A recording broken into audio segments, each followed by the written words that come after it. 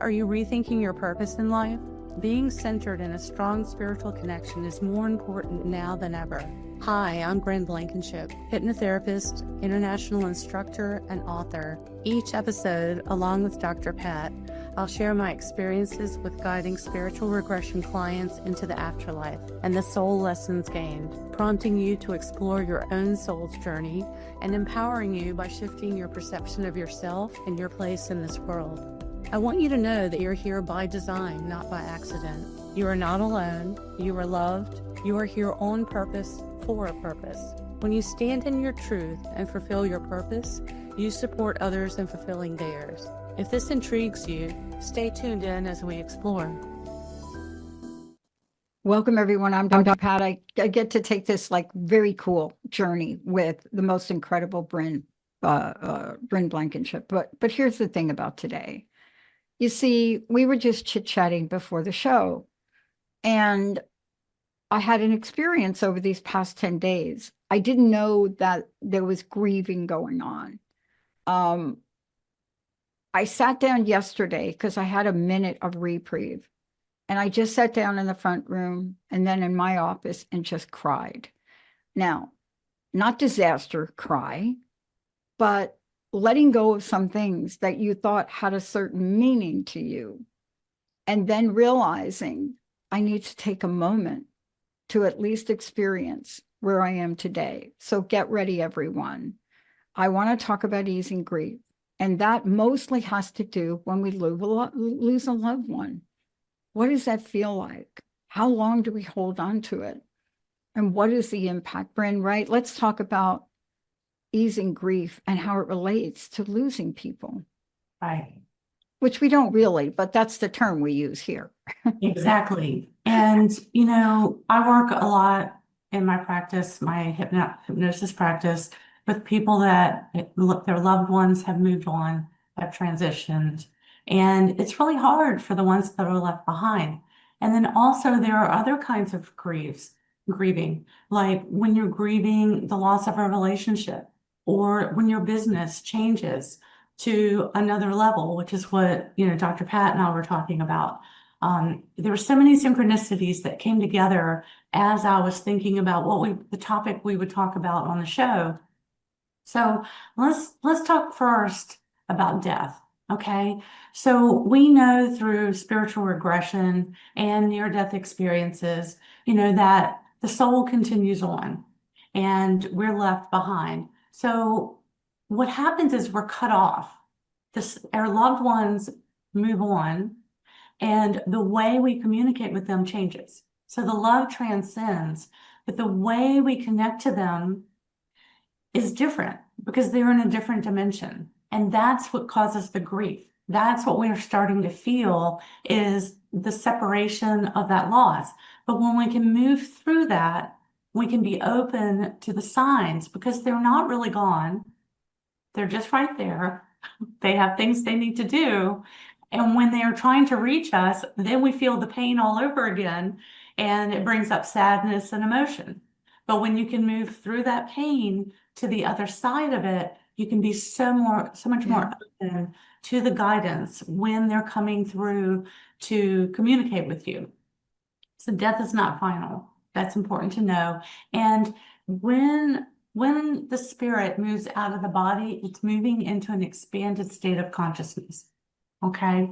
So it's, from our view, it's kind of like having an out-of-body experience, right? But the soul is free of the body and has more awareness. And then it moves into the spirit realm, where it's back to the main part of the soul that resides there between incarnations, because a part and just a piece comes down to inhabit the body, and then it returns and it's reunited with loved ones. It is returned to that bigger piece, and then it has a life review.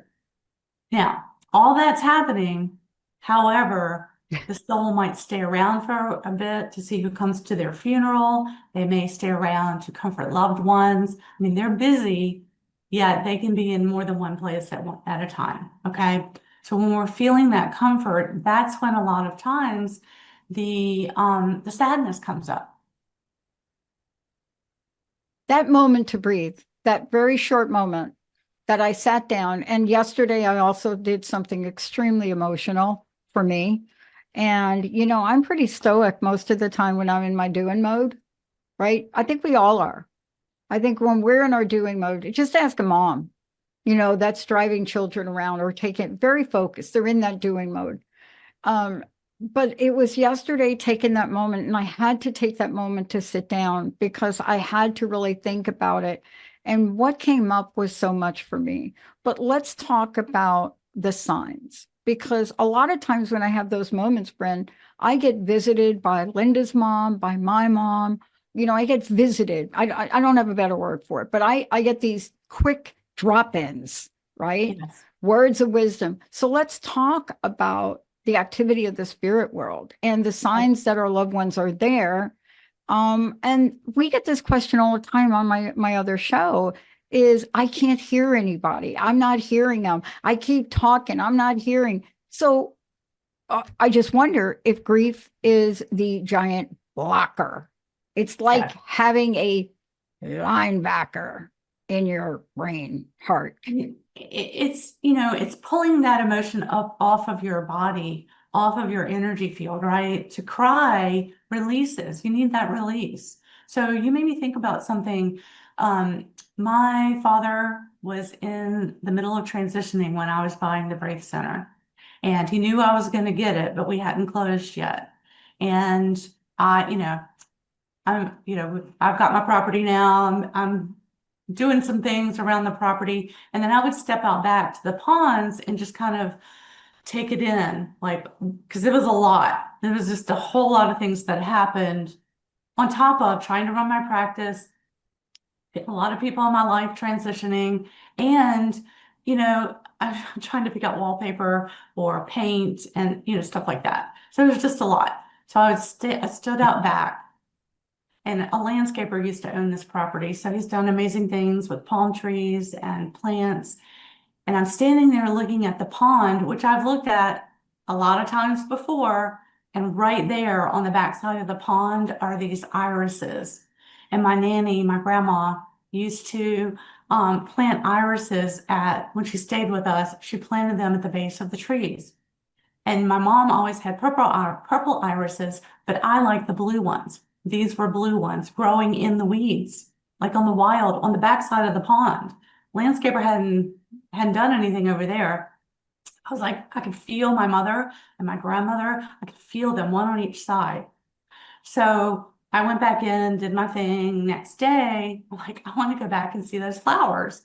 And I went out to look for those flowers, and like I saw those, and right next to it was a whole nother bunch. And I found my mother, my grandmother, my great aunts, my aunts, all these strong women, many of them who their husbands died and they were still left to take care of the kids and take care of things. My great aunts, this happened during the Depression, my grandmother during the Depression with 4 kids, and I could just feel their strength. Okay. So that is just one of a multitude of ways they have shown me in my life, and different ones have come through. So, other ways are those brief moments of awareness that are bold and powerful. Like it's a brief moment of connection, but it opens up so much. And I knew everything that meant, right? And also, they're letting you know they're still here. First and foremost, they're saying, we're still here. I'm good. I'm just not in pain in that body that was sick. Or for whatever reason, it was just time for me to go, but I'm good. And I'm coming back in to say hi, or I'm coming to check in on you. And so you might feel like a cosmic nudge, cosmic hug, nudge, chill bumps when you're hearing truth. That happens a lot. You might have a memory of them, and like I said, sometimes it brings up the sadness first. You might visually see them like an apparition, an image, like a hologram, a holographic image of them that's kind of there, but not a shadowy image. You might get staticky phone calls, or your electronics may be acting up. When my husband passed, I got staticky phone calls, but I could hear little messages in the static. And I was like, That's really cool. My husband always said, you know, when I go, I'm going to come back and haunt you, just so you know that this stuff is real. And I always said, well, you can come back, but why do you have to haunt me? Okay. Well, he made references to certain things when he came back that let me know it was him, right? There's always something that they do, or a sign, a symbol, the message lets you know it's them. Because you know, when someone's coming through, I got to ask, who is this? Because in my case, it could be a lot of different people, right? Right. Yeah. A smell, food. A food can remind you of them. Like maybe they cooked a certain meal or a cologne or some scent that reminded you of them. Oh, that we're sitting there last night. Okay, two things. We're sitting there last night. Just to be clear, there is no smell of cakes baking here. Okay, you just Linda's sitting there and she's like, "Do you smell that? Do you smell there's a cake baking?" And I'm like, "Okay, no, no cake. Do you put a cake in the No, I'm not. I'm not the cake maker. That's not my. But it's I smell this, so it's just like right here. It feels like it's coming through the vents. That's what we're talking about. That's a way to Exactly. get our attention. Now, sometimes when we don't pay attention, and this is difficult when you share this with family members, so I really would like your advice on this. You try to share this with a sibling that you're sitting there one day, Linda and I are sitting there, and a dragon lamp that Joan, Linda's mom, gave me, um, before she died, she said, "You give this to Patty." We're sitting in a totally different room. We hear a crash, boom. And we're Wow. like, what? So we get up, and the lamp magically launched itself from the dresser to the floor. No bulb broken, no bulb on. And we just looked at each other and we said, "That's Joan. What is she trying to say to us?" Now, here's what I want you to talk about. Sometimes with similar siblings that don't hear from parents or don't get signs, it's hard for them when you share a story like that. Because why is mom talking to you people and not me? Right? So, how do we navigate these tricky waters? So in that case, you know, it's because one of the siblings is more open than the other, or several of them are open, right, to receive the messages. It doesn't mean that mom isn't trying to reach out to those other siblings. They're just, their grief is blocking it, or they're maybe explaining it away. They're just not aware, Yeah. right? There were so many messages. And look, I have siblings. My siblings used to tease me a lot. But after our parents passed and they saw signs, they started calling me, "Hey, guess what? The butterfly happened. A cardinal happened. Guess what happened today? It was a sign." I know. I've been talking about this forever. Now you get it, you know? But like in our family too, my husband's mother loved hummingbirds. She had a little hummingbird feeder that would sit outside her window, and she would just sit there and, you know, watch the hummingbird. We had a love of that, and we got hummingbird feeders and put out. And now hummingbirds come for me as a sign of my husband and my mom, right? So it can be birds. It doesn't have to just be a cardinal. People have that concept that it's a cardinal, but many, many birds. It could be a hawk. You know, different birds have different symbology as well that's attached to them. It could be a song playing on the radio. So, in preparation for the show, because you know, I'm trying to figure out what's a new topic that we can discuss or go into greater detail about. And in the past week, I've had a couple of clients who were grieving loss. Okay, that is why they came in. And as, as I was about to send the title over to Dr. Pat for what we're going to call the show, I had a client call that I haven't talked to in years, and she wants to come in for another session. Her husband has passed, and he's been coming through in dreams. He passed a few years ago, but she's ready for another session. He has come through in dreams that have led her to documents, to money she didn't know they had, all kinds of things. And what's interesting to note is this client, she actually had a blocked past life regression with me. We had a block session in office. years back. And I said, "So everything happens for a reason. Just it's giving you information, just go with it." And so after the block session, and they were both grieving the loss of a son.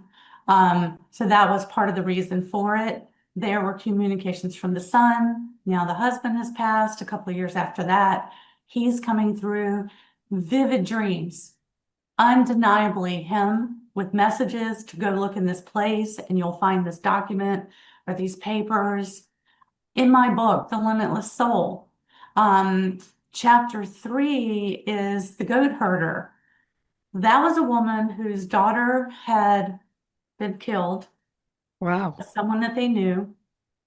And then in the past life, she went to a lifetime as a goat herder. And it was a pretty mundane life. I mean, you're herding these goats on a mountain, and then you go over here and herd the goats. And then you go over there and herd the goats. And then you go down to the bottom of the mountain to take your goat milk. And then you come back up and you herd those goats. That was the whole life, right? At the end of that session, when she was going home, her GPS, for some reason, she decided to go a different route. And she's a couple hours away, so she took a different route.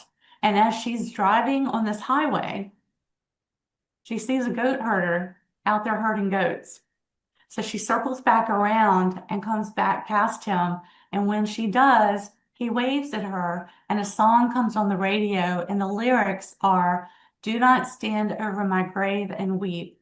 I am not gone." Wow. So it helped really move a lot of that grief. And,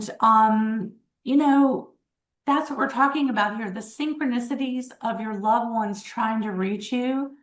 And it's understandable to have the pain. The grief is your heart trying to heal from the pain that you're feeling, right? Because you're feeling them in a different dimension now, and they're adjusting, you're adjusting, and then there's that connection.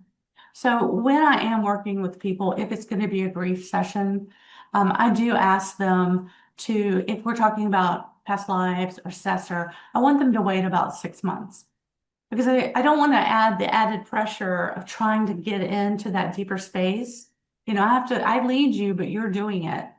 And, I can do a session to help you move through some grief, but we may not get into that psychic space that they really want to get into. So that's really important. Yeah. I mean, there is a thing about timing. And one of the things I want to touch upon here in the few minutes we have left is that there is an opening that happens when people do a session.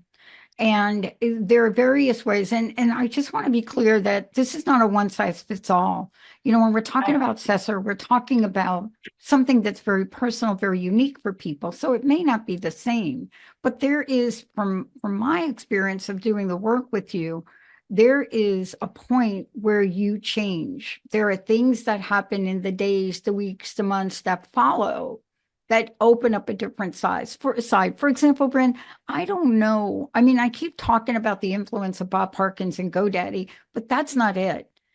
There was a knowing for me that we needed to work remotely. There was no old school thought that people need to come in the office anymore. And so there was something beyond that knowledge that Bob shared with me that said, it's time. Can't always explain that to people, but then it works out perfectly. So can you put the pieces together in the time we have left about connecting with loved ones, how the portals open, and you have a heart opening technique today too, which I could have used 20 years ago. Well, I have this little technique that I like to use in session, but I've adapted it so that I can let the viewers, the listeners, tune into that as well. So when the loved ones have crossed over, they are communicating with us, right? And they're sending messages. And sometimes it's like that instantaneous, like you were kind of thinking, oh, wonder what would happen if, I'm just giving this as an example. What would happen if I gave up the office? What would happen if I did this?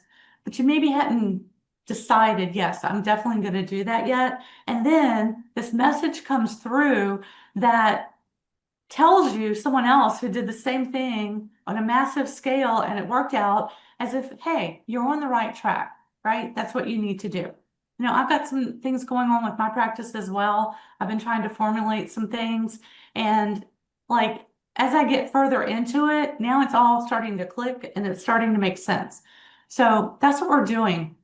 And those are your guides. Those are loved ones communicating with you. So those are the signs. So you can ask, who's speaking to me? And that person is coming through, helping you with your practice, right? Helping you with your business the way they come through and help me with mine. So let's talk about this technique. Yes. When I have a client, wanting to connect to a loved one, I use this as an anchoring tool in session, and I want to strengthen what we're doing in the session so that they can continue that when they go home. So this is like the session that keeps giving, right? So I do what know I have that. them do is put their right hand over their heart, left hand over their solar plexus, over their stomach, right? Right hand on heart, left hand on solar plexus, breathing out and feel the peaceful connection. And then, feeling the love of their loved one like a cosmic hug that's coming from beyond. You can feel your loved one's energy. You feel your aura starting to open up. You're connecting to your loved ones. It's lifting you to a higher place, right? Your aura is expanding as the grief is falling away, because your grief is a lower energy and this is moving you into a higher space. And then you can ask your loved one for a sign or a message. You can ask for clarification on messages that you've gotten, and then listen. Listen as they come through, and also be open to how it comes. So sit with that for a moment and let it come through, but don't ask 100 questions. Ask one question, maybe two, and then sit with it. And then leave, go about your business, and then come back to it another time, and then do it again and again. And you'll get more messages that will come through. Because like if you're moving things around, like I was unpacking stuff here at the office, and then I would step out to the pond and with a cup of tea and take it all in for a minute. That's when things would drop in. Sometimes when I was unloading a box, sometimes I have ancestral items, right, that are here at the Braid Center that are part of the decor. So it might have been Aunt so-and-so's lamp or pottery or something, and they came through. But that's a technique that you can use, and it doesn't have to be this big drawn out thing. It can just be that simple. But might be driving down the road and a song come on the radio, and that is who that person is, right? Or a funny message comes through from someone, because they're usually trying to get you to lighten up. They know how rough it is to be here this is the emotional planet, but that's what we sign up for. And they're sending love, letting us know they're okay. And then they're going on, they've got to fulfill their soul's purpose. We've got to fulfill our soul's purpose while we're still here. And sometimes that means they're going to leave ahead of us. There might have been other lifetimes that we left ahead of them, but that, grief is real, but you can move through it. You got to feel it. You can't just pretend that it's not there, or you're shoving it down, but then you can move on from it, and then you can get tuned in.